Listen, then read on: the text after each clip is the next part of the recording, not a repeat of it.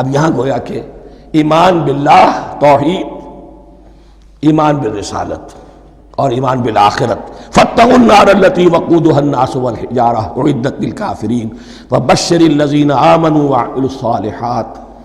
اور بشارت دے دیجئے اے نبی ان لوگوں کو کہ جو ایمان لائے اور جنہوں نے نیک عمل کیے، ان لہم جنات تجری من تحتها الانہار، کہ ان کے لیے وہ باغات ہیں کہ جن کے دامن میں ندیاں بہتی ہوں گی.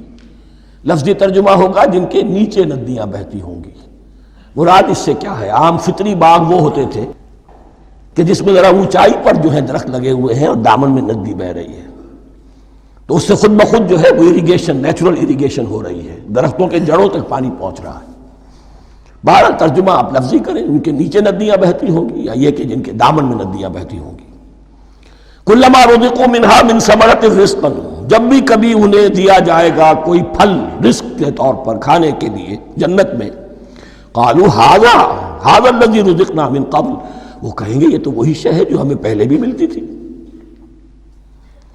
اس کا ایک مفہوم یہ ہے، یہ جو نزل ہے ابتدائی جو ہے دعوت ہے، ابتدائی ضیافت جو ہوگی اس میں وہی چیزیں کہ جو معروف ہے، جانی پہچانی ہے. یہ رمان، یہ دیکھیے یہ انار آ رہا ہے خوبصورت، یہ انگور ہے خوبصورت، یہ نخیل ہے، یہ نخل ہے، یہ رطب ہے، لیکن ذائقے کے کوئی نسبت و تناسب بھی نہیں ہوگا.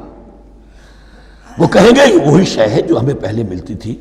وَأُتُوا بِهِ مُتَشَابِهًا، مشابہ تو ہوگی وہ، لیکن ان کے ذائقے میں زمین و آسمان کا فرق ہوگا.